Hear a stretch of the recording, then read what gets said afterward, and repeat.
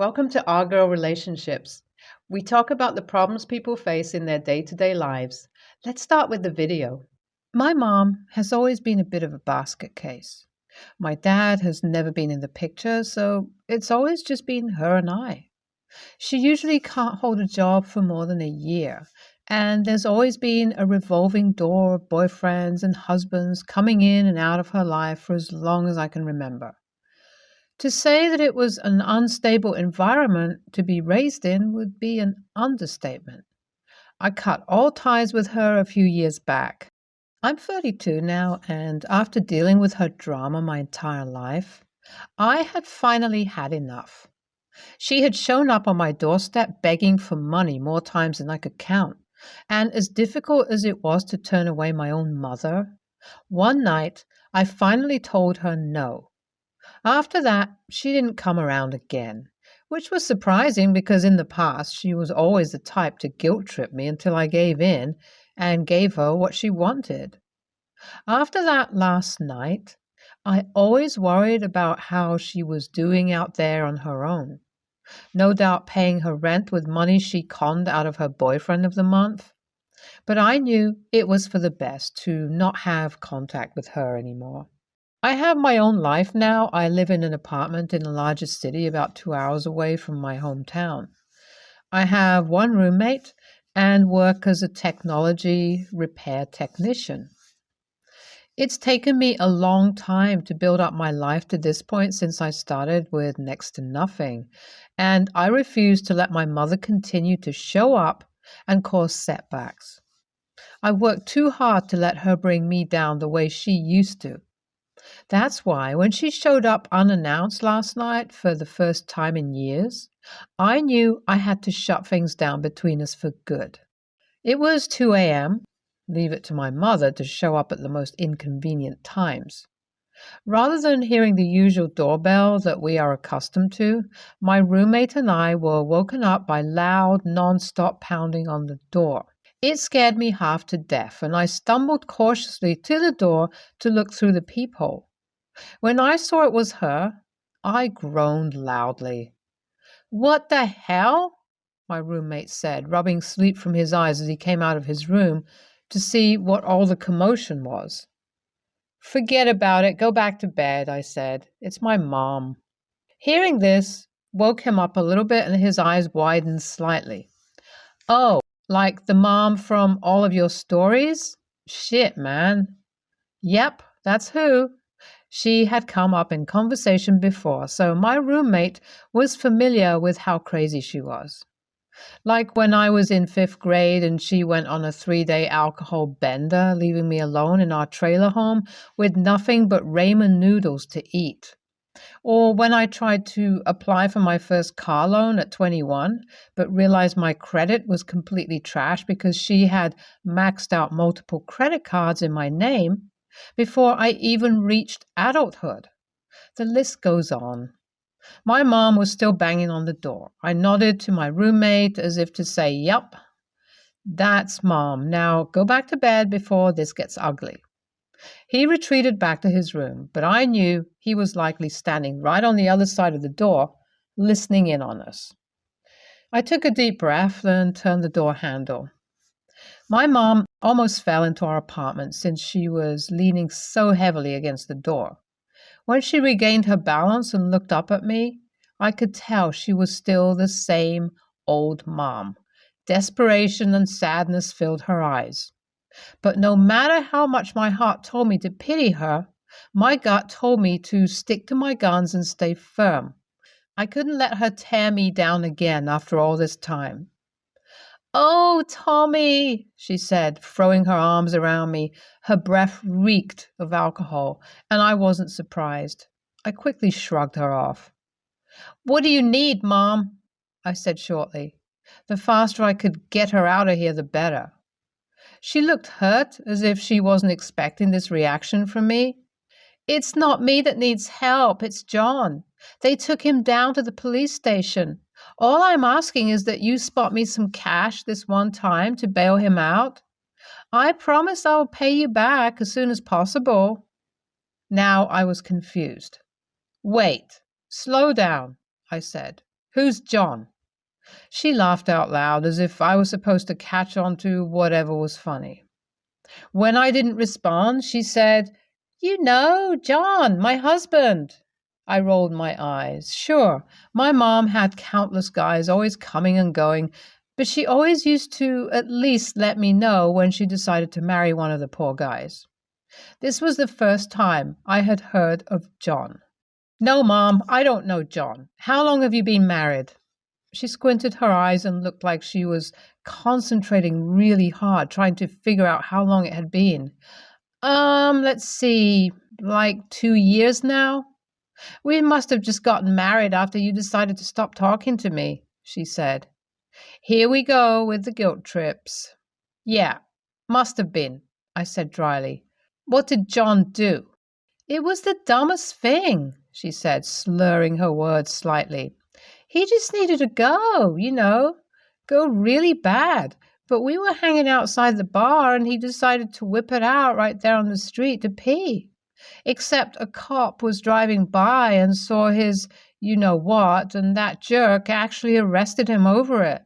I pinched the bridge of my nose in frustration. Let me get this straight. You have a husband who I've never even heard of, who just got arrested for indecent exposure. You show up at my house unannounced in the middle of the night, and after all that, you still expect me to pay bail for a guy I've never even met before? She nodded as if this all sounded completely normal. Typical mom. Off in her own little world, so caught up with these ridiculous men that she can't even see how she's negatively affecting her own son. I don't even know why I act surprised anymore. I sighed and weighed out my options. I could slam the door in her face and go back to bed right now and pretend this never happened. Then I'd go back to pretending that my mom didn't exist and try to continue living in my life without her. But I knew if I chose this route, she'd inevitably come back begging for help over and over again. I realized I had another option, and that was to put an end to all of my mom's drama once and for all. I needed to take a stand right now and let her know that after tonight, I wasn't going to be available to deal with her crap anymore. All right, let me get dressed, I said, leaving her in the hallway while I went to put some clothes on. I came back out 5 minutes later and we walked to my car together. She was thanking me profusely all the way to the police station, telling me how grateful she was that I was helping her and that she would never do it again. Except I knew she would never ask me for anything again. I was going to make sure that after tonight she wasn't going to want anything to do with me. We arrived at the police station at about 4 a.m. When we walked in, there were 2 officers waiting for us in the lobby. You the guy who called ahead? One of them asked. I nodded. My mom shot me a confused look. What do you mean, you call them? She asked. Mom, we're going to need to search your bag, the other officer said, reaching for her purse. She looked at me again, horrified. That's when it all clicked in her head. I never intended to come here and bail out John. You bastard! She yelled at me. She tried to clutch her purse so the officers wouldn't be able to look inside of it, but they took it from her before she could get a good grip on it. She started to put up a fight and actually hit one of the officers on the side of the head. In a flash, one of the officers had her turned around with her arms behind her back, cuffing her. The other officer was shining a flashlight in her purse and in no time at all pulled out a sandwich-sized Ziploc bag full of pills. I'm assuming you don't have a prescription for these? The officer asked my mom. Oh, what do you think? She asked him sarcastically. Of course she didn't have a prescription, which is what I was betting on. When I called the police back at my apartment to tip them off about a woman who was in possession of illegal drugs, I didn't know for sure that they were actually in her purse. But my entire childhood, my mom never went anywhere without her precious pills, so I had a strong feeling they would find some in there. Mom, you are under arrest, said the officer who cuffed her. He began to recite her Miranda rights, and they both started leading her through a door at the back of the lobby. "Screw you, kid," she yelled at me as they walked. "Don't ever expect to hear from me again." And that's exactly what I was counting on. I have no idea what happened after that. I assume she's sitting in a cell somewhere waiting to go to trial. But I haven't followed up. All I know is she's probably actually safer in jail than she is out in the world with the scumbag crowd she hangs out with. And now I won't ever have to deal with her taking advantage of me again. Today was the day of my mom's trial. It's been 3 months since I drove my mom to the police station. She's been in custody ever since that day. She called me from jail once she found out when her court date would be. She didn't say much other than telling me the date and time in case I wanted to be there. Then she hung up. I've debated ever since she called me whether I want to go to trial or not. On one hand, I kind of feel a responsibility to watch her sentencing since I'm the one who reported her to the police. As much as I don't want to feel it, I do have a little bit of guilt about bringing her in. But then I remind myself that it isn't my fault she got arrested. It's hers. I'm not the one who was toting illegal drugs in my purse, and I'm also not the one who neglected her child. She's the one who committed all those egregious acts. I'm just the one who put an end to all of it. The trial is 3 hours from now, and I still haven't decided what I'm going to do. I guess I'll update after I make my decision. I did end up going to my mom's trial yesterday. It was a difficult choice to make, but I'm glad I did. It was hard seeing her like that in an orange jumpsuit and handcuffs, but honestly, otherwise she looked better than ever.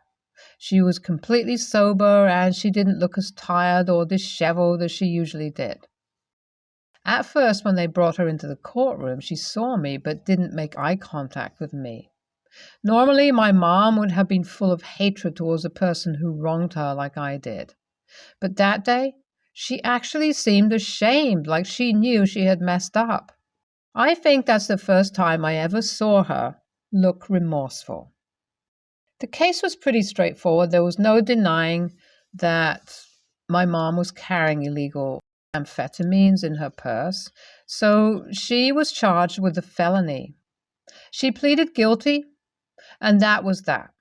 The judge sentenced her to 10 years in prison, and the trial was over.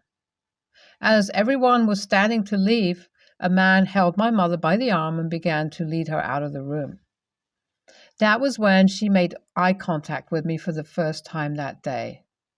There was a deep sadness in her eyes, but for some reason, I also sensed gratitude in her expression. Then she mouthed the words, "I'm sorry," to me.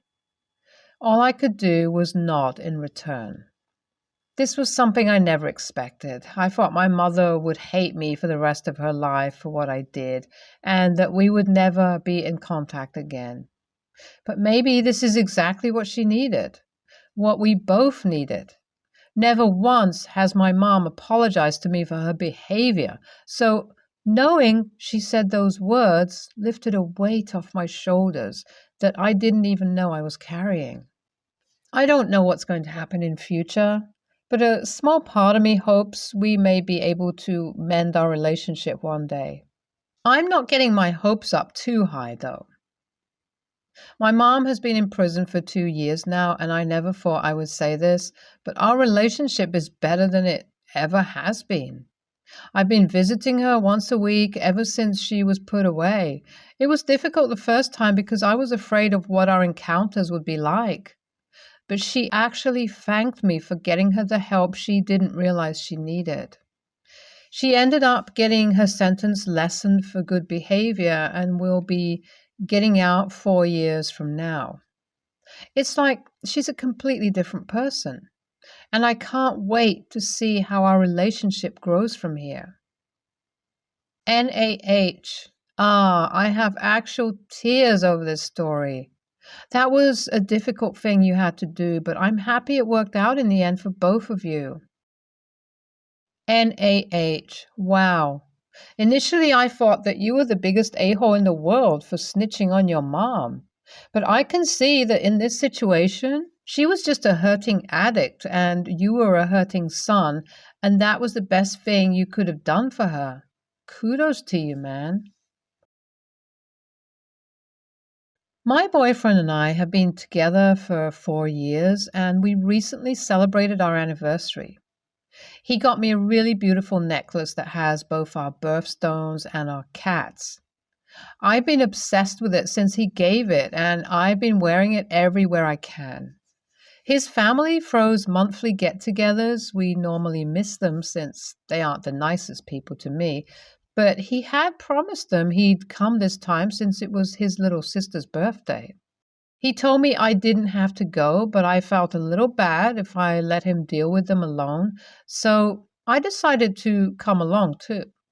The get together was fine until his friend, well, more like an ex friend, came up to me and started gushing over my necklace. I would have taken it as a normal compliment if I didn't know how the girl was. She has been in love with my boyfriend since they were teens, and apparently she has yet to let it go. My boyfriend saw how she was annoying me and took me away to get some more food, and when we came back, she came right back up to me and begged me to let her try on the necklace. What possessed her to even ask that is beyond me, but I politely declined and told her I wasn't comfortable with her doing that. She kept on pleading and telling me how she just wanted to see how it would look on her. I snapped at her, telling her she was pushing my boundaries and said, "For the love of God, please stop asking." She got upset and looked a bit teary-eyed. She went to the other room, dragging my boyfriend's little sister with her, and I could tell they were ranting about me. My boyfriend's mom pulled me aside and said I was being unreasonable, and if I had a heart in me, I would have just let the poor girl try it on. I walked away from her to go get my boyfriend so we could leave because I was seconds away from losing it, and I heard a couple of his family members talking about how much of a bitch I am. My boyfriend has been reassuring that I was completely right for how I acted, and his ex-friend needed to let it go. But I still can't help but feel upset about it. I don't know if she was necessarily aware of the context of the necklace or that my boyfriend gave it to me, but I thought it was pretty obvious. I also did somewhat cause a scene at his sister's party, so that's making me feel like I'm wrong as well. NTA, no one has the right to demand your possessions. Once you said no, she should have immediately backed off. I can see why the family aren't people you want to spend time with. It also seems boyfriend doesn't want to spend much time with them either. Ignore what they say and listen to your boyfriend. He actually cares for you. I'm 26, female. My mom, 56, female, recently got into an argument with my brother, 35, male, and his husband, 32, male, which resulted in her being kicked out of brother's house. The thing is that my brother and his husband recently welcomed their fraternal twin boys via surrogacy. They already have a child they adopted, though. His name is Lucas, 5, male, and they adore him. They love him so much, and as Lucas was adopted at 1, he doesn't remember a life without my brother and his husband as his parents. We all love Lucas. He is a good, sweet, smart boy, and the fact that he is adopted is completely irrelevant to all of us. He, as the rest of the cousins. Brother and husband asked us to help them to handle Lucas's reaction to the newborn kids since he hasn't had the best one. Maybe he feels threatened? I mean, he has been the king in that house over the last years, and having kids over might be threatening to him. So they asked us to make him feel special, to assure him that he'll never be replaced. And we have. They have also put an extra effort in this by taking him out to special bonding activities. My brother and his husband welcomed the twins last week, and we visited them to welcome the new family members. My mom was also there, and while she carried one of the boys, she said, "It actually feels good to carry a grandchild I'm related to." And the worst part is that Lucas was there and heard it. His eyes were sobbing after hearing it, and his fathers tried to comfort him. Mom tried to apologize, but they kicked her out. It's been a couple of days, and my brother doesn't allow her to see the boys. He doesn't answer the phone when she calls. She even tried to take Lucas out on a bonding activity to apologize, but my brother refused. My brother says that if she said that, it's because she doesn't consider Lucas an actual or a full grandchild, so he isn't willing to expose his son to that toxic behavior. My mom complains and says it's just a single mistake. They should forget and focus on the fact that she's been a terrific grandma to Lucas. So I told her that she deserves to be excluded from her grandchildren's life, at least for now. They might come to terms in the future. Because of her comments and hurting Lucas's feelings, she cried and called AH, who is also making a big deal about it. Auntie A, your mom needs to do some self-reflection to see how damaging her statement was. It's not that it was one mistake, it's that it was a really, really bad one. She may be one of those types of people that invalidates other people's feelings and thinks she can just brush it under the rug. Your brother ain't having it. She better dig deep and have a really heartfelt apology, as well as showing how she's grown from this mistake. Otherwise, you bet she earned that exclusion.